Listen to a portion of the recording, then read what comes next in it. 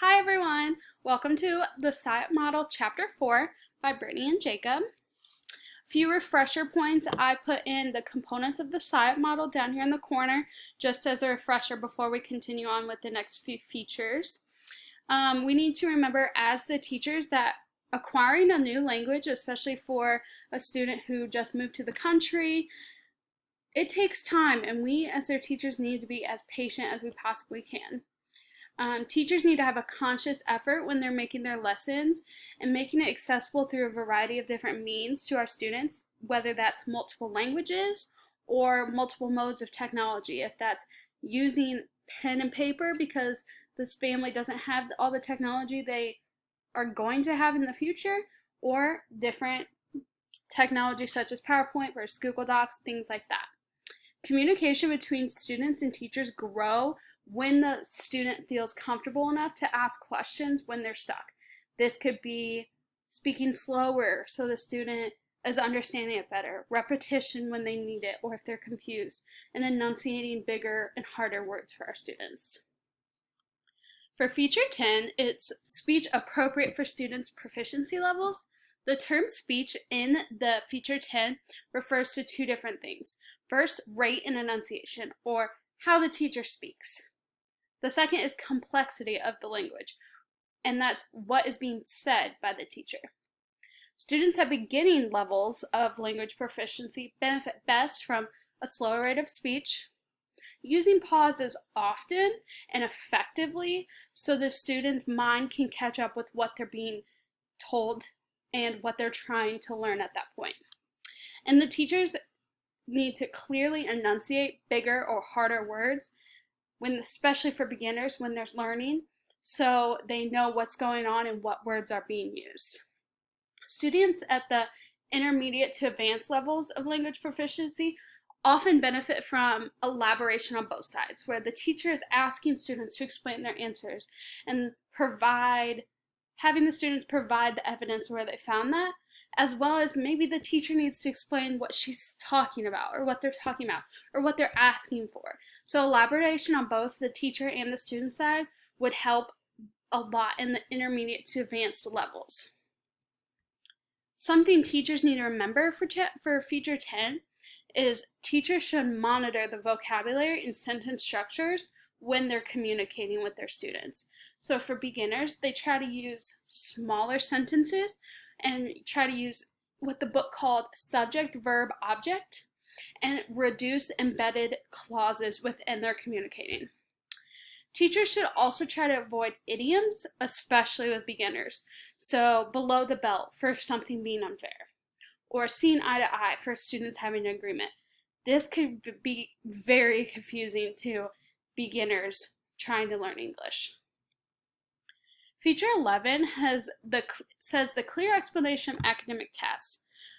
Obviously, all learners are going to learn better when their directions are given in a clear and concise way, but especially English language learners benefit when their teachers are giving them clear instructions for assignments and activities. Not just assignments, not just homework, but assignments and activities.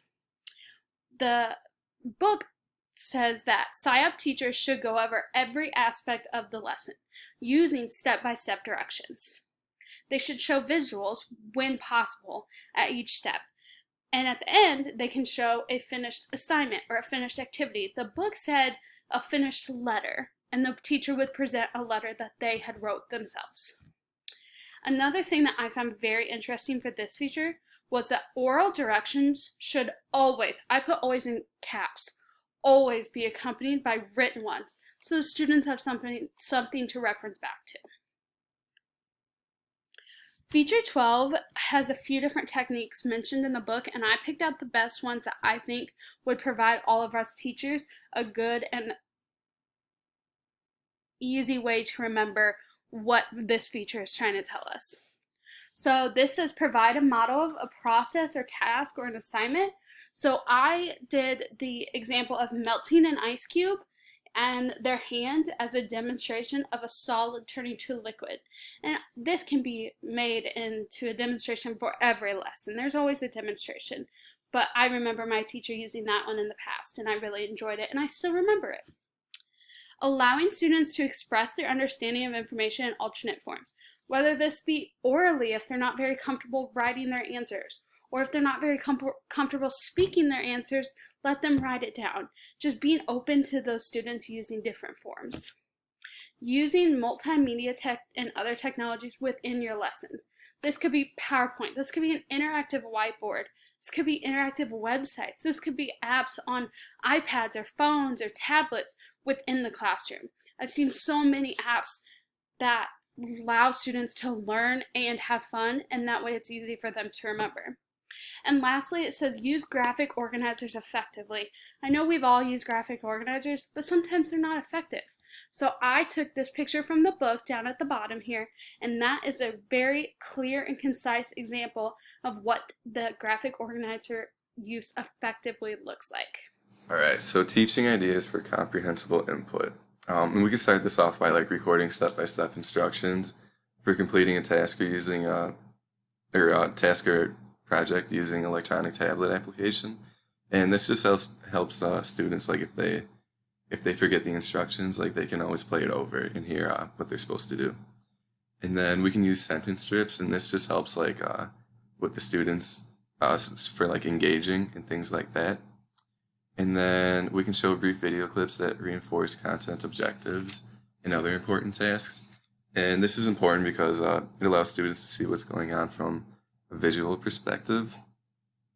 And then we can spell difficult words or formulas to the tune of bingo or something else that is catchy and easy to learn. And then we can make presentations more compelling by using objects, photos, graphs, bulletin boards, and colors. And visuals are just important for students because it helps them remember things. All right, and then comes differentiating ideas for multi-level classes. And we can do this by using a lower speech rate, clear enunciation, and simple sentence structures for beginning level speakers. We can also try to make learning fun and have a safe environment for the students. And this is important because experiences like this enhance learning, memory, and self-esteem, and it also gives students a warm feeling so that they're safe. And then we also could allow students to provide differentiated responses and questions to assignments. All right, and then now comes the lesson. So the lesson is about 3 teachers. Their names are Mr. Dillon, Mr. Liu, and Miss Castillo, and they're teachers in separate classrooms. So all their students are beginning to advanced beginning speakers of English, and they have varying levels of literacy in their native languages. And they're all teaching the physical science concept of buoyancy. And so the goal for the students is to understand that an object will float as long as the mass doesn't exceed the object's capacity or volume. So the first teacher is Mr. Dillon. So someone like the ways he teaches, and he starts the lesson off by, so while explaining to the students, he used a normal, somewhat rapid voice. He introduced 13 vocabulary words in his lesson and told the students to find and write the definition of each word from the glossary on the sheet of paper. And then for homework, he told the students to use each vocabulary word in a sentence and write them down on a sheet of paper. And it also in the text it says that Mr. Dillon he's been frustrated by low homework response rates, and the students could tell he's a little mad by his voice. And then during his lesson, he didn't go over examples with the students on how to calculate the object's mass or volume ratio. And at the end of the lesson, he noticed that only about half the students were getting the right calculations for their work. All right, and now we have Mr. Liu. So he began his lesson by going over the objectives of the lesson as well as writing them on the board so everyone could see. He showed examples of things floating and sinking.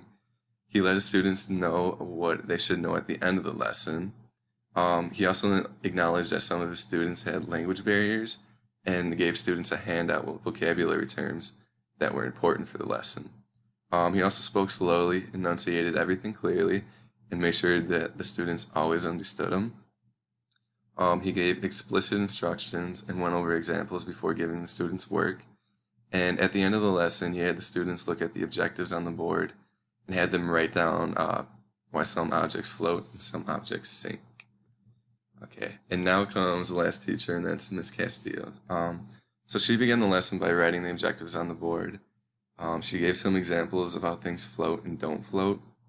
And then in the beginning of her lesson, her speech rate was normal, but she used complex sentences that confused some of the students. And then later on in the lesson, she began to speak rapidly using long, detailed sentences. She noticed that some of her students were confused and not paying attention, so she began to speak slower, and then she gave majority of her lesson orally. All right, and now comes the discussion of the lesson. So we're looking at SIOP features 10, 11, and 12. So speech appropriate for students' proficiency levels, like rate and complexity. That's the SIOP feature 10. Mr. Dillon scored a 0, Mr. Liu had a 4, and Ms. Castillo had a 2. And some of the reasons why Mr. Dillon scored a 0 was because he needs to adjust his oral presentation, and he lectured about new complex concepts with no regard to his rate of speech or the complexity of his speech.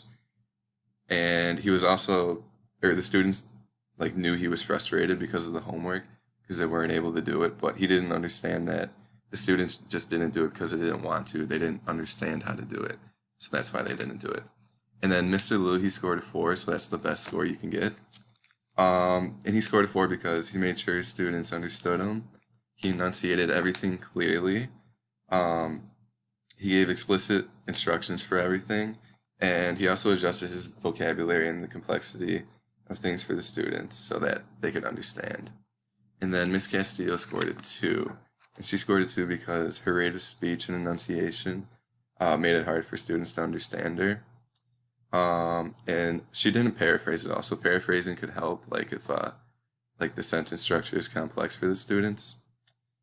And yeah, so next comes feature 11, which is clear explanation of academic tasks.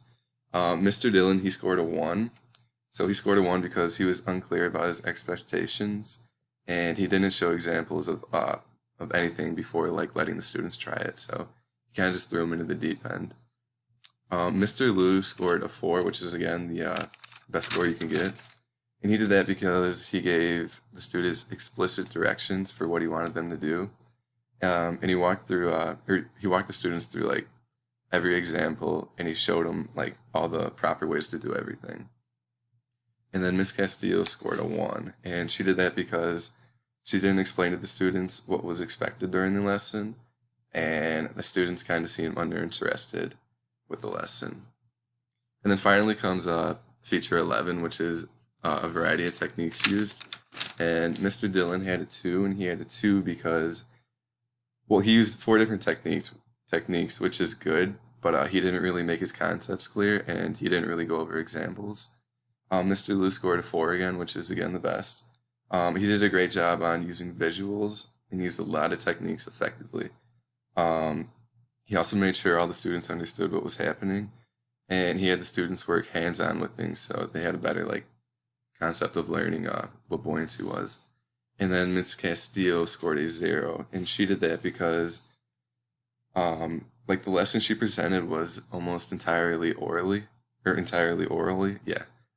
So the students kind of lost attention, and they weren't really into it that much. And then she also didn't use techniques that like the students understood. So like the examples she was using didn't really work out, and the students were confused at the end of the lesson.